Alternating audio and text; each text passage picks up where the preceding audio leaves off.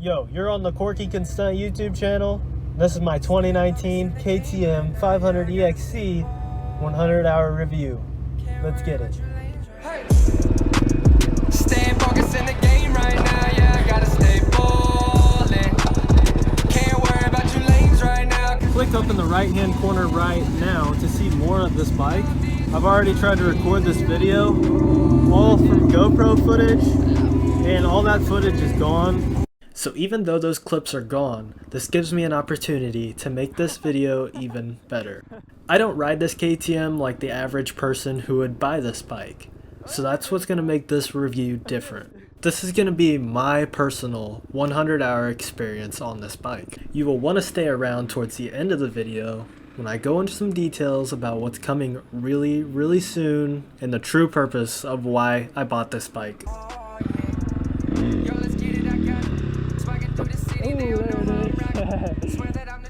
KTM suggests that this bike is for the rider that wants to hop on the road real quick going from trail to trail. This is a 50-state legal bike, and I do a lot of what KTM intended, but I also put it through a lot of abuse.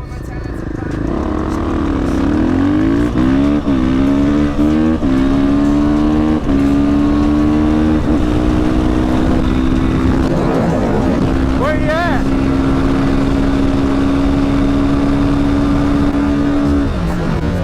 So for the second time in my life, I was able to buy a brand new motorcycle. And that's exactly where the story is going to begin for the KTM. Something I want to address first is the emissions. These bikes come so quirked up and run so lean from the factory. I spent about 10 hours on this bike before I did anything to it. Other than the bike wanting to die out, even with the emissions, this bike was super impressive. The 6-speed is so nice, it's literally like a highway gear. When you're going up hills, as you just seen, it will tractor down low in the power so well. But the first thing that I had to do was buy an FMF. I needed some sound, and with that, I bought a tuner and did the airbox mod. While I was there, I went ahead and removed the factory taillight so I can do, well, this. While it does have a sleek design, it is not practical for what I do. Moving on to the suspension, and as you know, KTMs are known for their WP suspension, and on the EXCs, it is super soft. I personally really like the soft suspension, but this bike does sit really tall. No! The EXC models also have a PDS linkage, meaning that the shock sits above the swing arm rather than below it, getting caught up on rocks or logs. So even though I haven't had too many late summer nights because, well, I haven't owned this bike during summer yet, this headlight really sucks for nighttime riding. It's good enough for other cars to see that you're there, and that's about it. Moving on to some more wheelies. The stock clutch does not feel bad. Talking more specifically, the clutch lever. A few hours in the lot and doing this, that clutch pull stays so consistent with the hydraulic clutch, but your hand gets so tired. I changed out levers and got an easier pull, and now I can do this all day. Next up, we're going to be talking about the highway ability of this bike.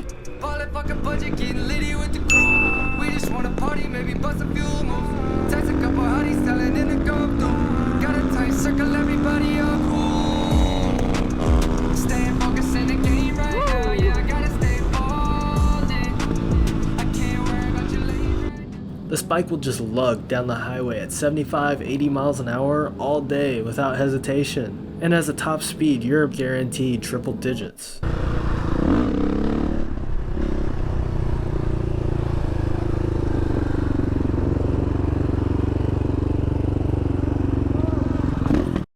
Next up on the list, how practical is this bike? Now I've ridden this bike to work many times. Now my ride to work is usually about a 15-minute ride. Jumping on the highway at 6 o'clock in the morning isn't the most fun thing, but the bike handles it all day long, and there's absolutely nothing better than being able to leave work and go do wheelies or go to the trails. As far as in the woods, the practicability is unreal. there might be some times that you're in a really technical section and you're having to work the clutch a lot. But even for being a 500, this bike makes so much torque that I honestly don't use my clutch a whole lot. As I mentioned before, the bike just tractors. And more times than not, you can use that to your advantage. And I didn't even want to really say this, but it feels and handles like a 250 two-stroke. You can throw it around so easy, whether that's in the air or in the woods. It's just so nimble, and the whole ergonomics of the bike is just so easy to get used to and comfortable with. So it can do everything else, but it has to come at a cost, right? Kinda. You see, I've got my WR250, and the service intervals on that compared to the KTM are pretty different. The WR250 is 3,000 miles on an oil change, 26,000 miles on a valve check, and they're not even really comparable. The KTM is a race bike, so the maintenance is obviously going to be more. And I truly believe that the KTM will last as long as the WR has, as long as I keep up with the maintenance on it. Now with the WR, I kind of got spoiled on the maintenance with that, but with the KTM, I've been changing the oil every 10 hours, spark plug and valve check every 50, and an air filter as needed. And honestly, that's nothing to be afraid of.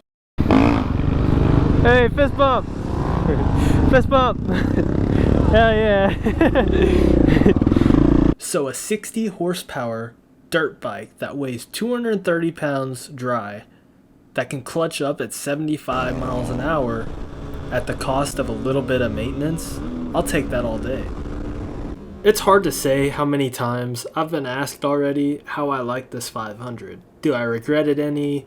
Would I have rather gone with the 350, the 450, a 690, any of the Husqvarna variants?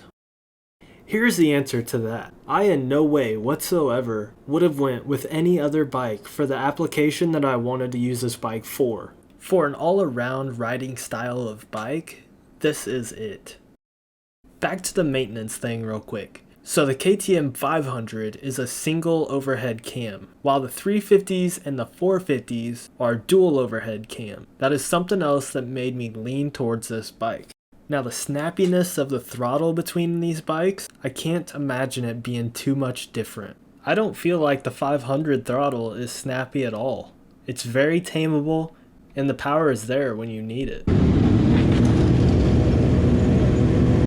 And now you're probably wondering what it is that I bought this bike for. Well, I've got the WR250 as my dedicated stunt bike, the YZ250 two-stroke as my dedicated race bike, and now my plan with the KTM 500 is to make it an adventure bike. In what is now a week and a half, I will be going to Colorado, and I'm going to attempt the Alpine Loop. I don't know how far I can get into it, but I'm going to be exploring all of Colorado. I'm basically going to be doing a tour of the whole Colorado area, be hitting up some of my boys to go on a street ride, and it's going to be dope. And it doesn't stop at being an adventure bike. As you know, I race hare scrambles, and I will definitely be doing some hare scramble races on the 500. Something else that I've always wanted to do, but never felt like I was comfortable enough on a bike to be able to do is race supermoto. I want to hit one of those races for sure, but it's hard to say what the race schedule is looking like because it's all over the place right now with everything going on. While we're on the line of races, I also really want to go do a desert race.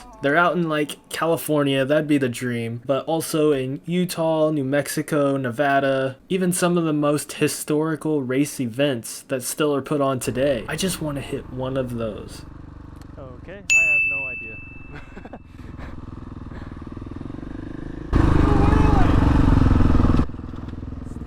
Shit. Hey. Staying focused in the game right now, yeah, I gotta stay ballin'.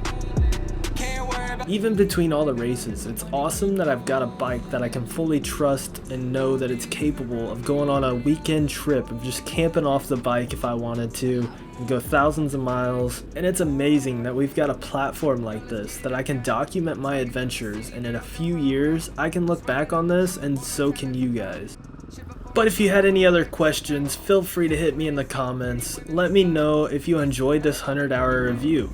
Obviously my riding style is going to be changing as this year goes on, and I can continue to do these. I can make a 150-hour review, a 200-hour review. If there's any issues in between, I'll definitely be posting that. KTM, if you want to sponsor me, by all means. I am currently sponsored by acerbis, GoPro, Dunlop, and Slick products. Without them, this year would not be possible for me. I would not rep anything that I do not firmly believe in, so if you have anything that you need for your bike, be sure to go hit them up. Other than that, I think I've talked about everything I wanted to talk about. Be sure to hit that subscribe button for 10 years of good luck. Ding dong that notification bell to be notified when these year's adventures drop. Stay ripping grips, and I'll see you on the flip side. Peace! If you want me on a song, and it better be dope. Let's go. Always making moves, I got plans, I got goals. Wanna make 100 million before I get old. Ballin' fuck a budget, getting litty with the crew. We just wanna party, maybe bust a few moves. Text a couple hotties, telling them to come through.